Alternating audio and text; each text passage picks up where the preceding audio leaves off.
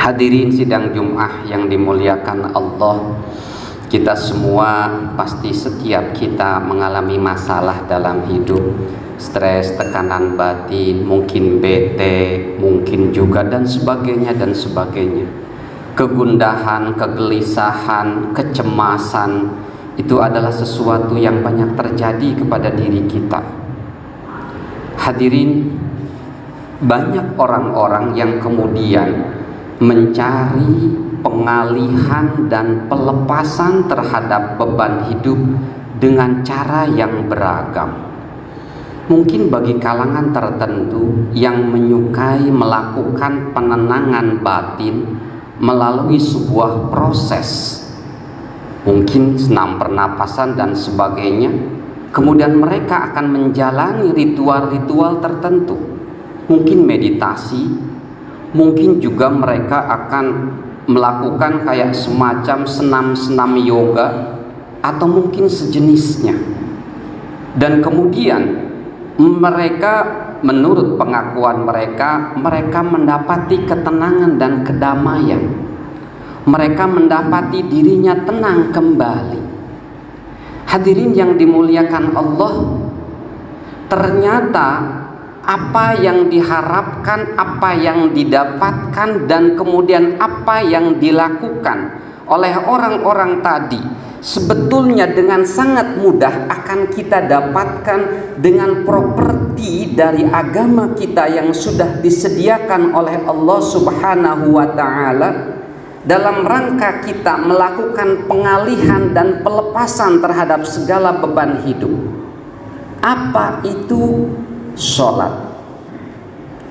Ternyata para hadirin yang dimuliakan Allah, sholat merupakan sebuah properti bagi kita, bagi orang yang beriman untuk melakukan pengalihan dan kemudian pelepasan segala beban hidup.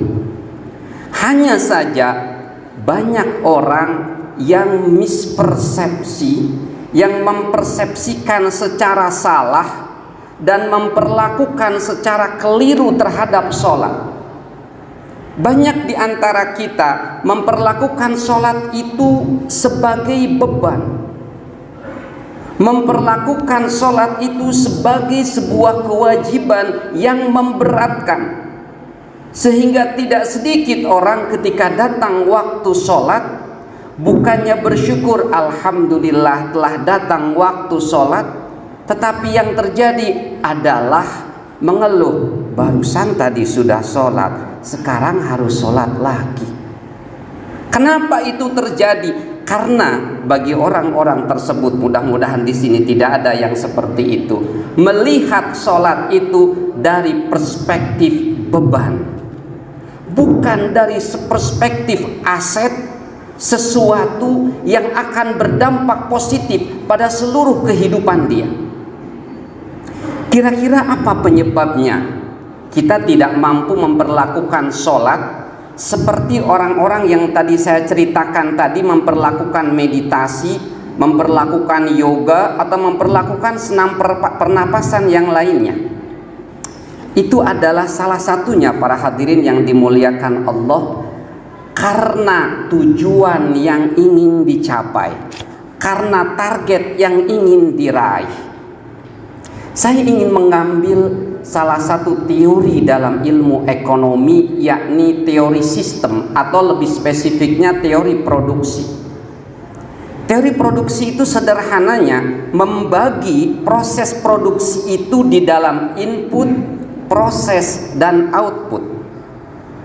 Sekarang kita lihat dalam satu kasus, misalnya orang memproduksi itu tentu kemungkinan dia ingin berbisnis. Kalau Bapak ditanya, misalnya Bapak mau bisnis, ya saya pengen bisnis. Kemudian saya bertanya, Bapak mikir bahan dan proses dulu atau mikir produk apa yang mau dijual, atau makanan apa yang akan dijual? Pasti jawabannya, ya makanan dulu dong yang dipikirin, baru mikir bahannya dari mana, gimana memprosesnya. Artinya ketika kita melakukan kegiatan, melakukan sesuatu, kita berpikir output dulu, luaran dulu. apa yang dihasilkan, apa yang ingin dipersembahkan, baru kemudian kita berpikir apa inputnya dan bagaimana prosesnya.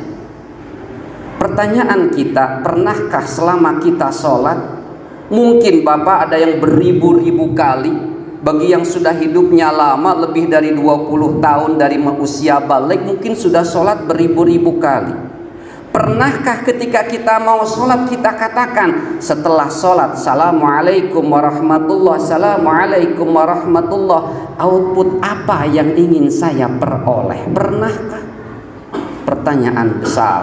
Dan saya pun mengalami bertahun-tahun tidak pernah bertanya pada diri saya, setelah saya salam dari sholat, apa yang ingin saya raih dari sholat saya.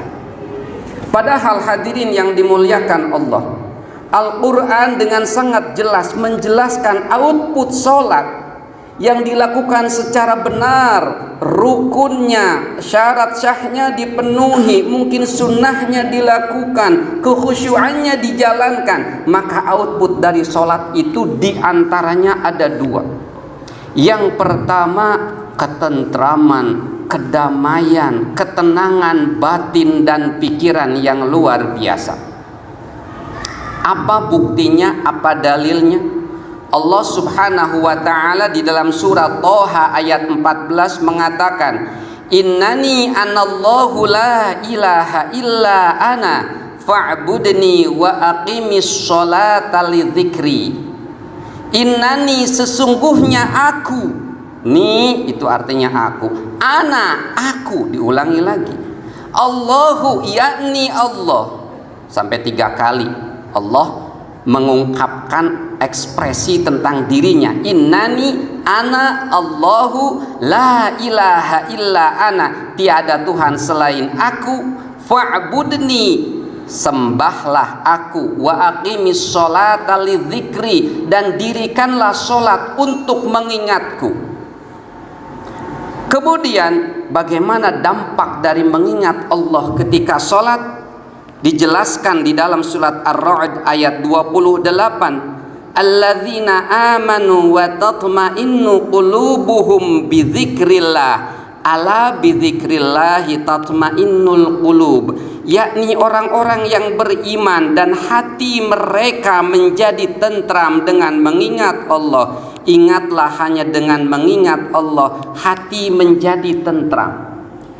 Jadi setelahnya kita sholat, selesai sholat, Assalamualaikum warahmatullah, Assalamualaikum warahmatullah, kalau kita tidak tentram hatinya, berarti ada something wrong dalam sholat kita, ada sesuatu yang salah dalam sholat kita.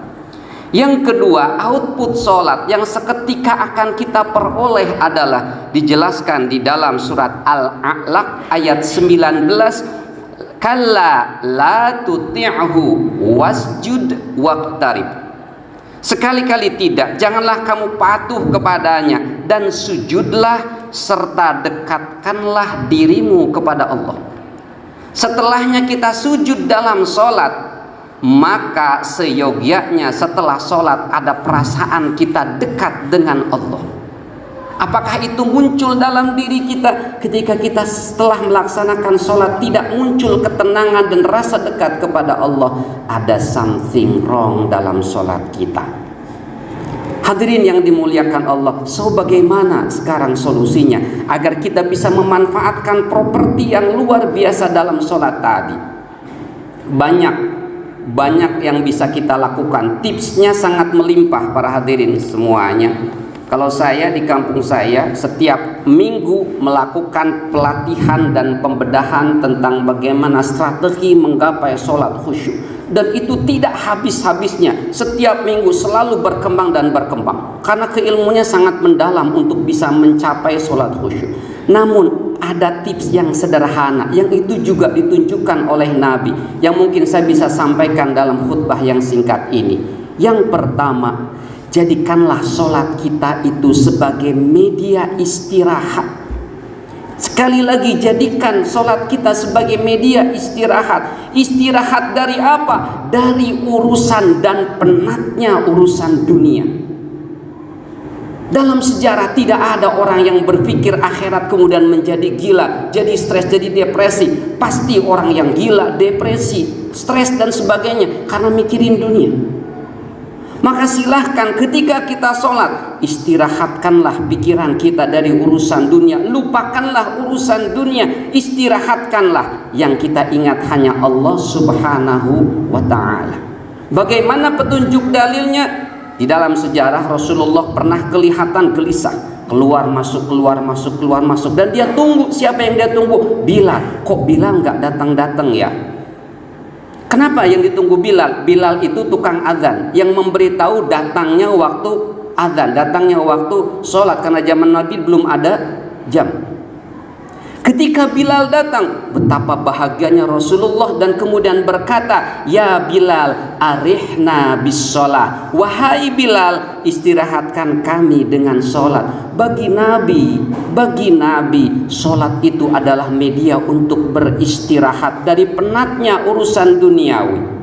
Maka Bapak kalau ingin merasakan nikmatnya sholat, lupakan urusan dunia, hanya ingat Allah ketika sholat. Insya Allah akan muncul ketenangan dan kedamaian. Itu yang pertama. Istirahatlah kita ketika kita sholat. Karena ketika kita sholat kita istirahat, maka badan pun gerakannya gerakan istirahat. Jangan tegang, jangan sampai badan kita terus naik ke atas seperti stres, tapi lakukan seperti kita melakukan istirahat. Yang kedua, tips yang sederhana. Jadikan sholat itu sebagai media kita bersyukur kepada Allah. Kita bisa gunakan sejak kita takbiratul ihram sampai selesai tahiyat, kita membaca doa iftitah, surat Al-Fatihah dan surat-surat, tapi di hati kita bersyukur. Alhamdulillah, terima kasih ya Allah, Engkau takdirkan hari ini, detik ini saya rukuk dan sujud kepadamu. Alhamdulillah, terima kasih ya Allah, Engkau berikan demikian sangat banyak nikmat kepada kami. Alhamdulillah. Terus gunakan itu setiap detik dalam sholat untuk bersyukur, maka insya Allah hati kita akan selalu ingat kepada Allah. Dan setelahnya sholat, dengan kita melupakan urusan dunia, kita bersyukur kepada Allah setiap bagian atau detik dari sholat yang kita lalui. Insya Allah setelah sholat kita mendapati ketenangan, kedamaian dan kebahagiaan. Masih banyak lagi pengkondisian batin kita, pengkondisian fisik kita, pengkondisian pikiran kita, atau mungkin di dalam bahasa yang lebih psikologinya aspek kognitif, aspek afektif dan aspek perilaku kita yang perlu kita bedah dan kita gali agar kita bisa menggapai nikmatnya sholat, indahnya sholat, khusyuknya sholat, dan damai dan rasa dekat kita kepada Allah pasca kita melaksanakan sholat. Mudah-mudahan pada kesempatan lain kita bisa lebih membedah tentang hal ini. Barakallahu li wa lakum fil Qur'anil Karim wa nafa'ani wa iyyakum bima fihi minal ayati wa dzikril hakim wa taqabbalallahu minni wa minkum tilawatahu innahu huwas samiul alim wa qur rabbi ighfir warham wa anta khairur rahimin.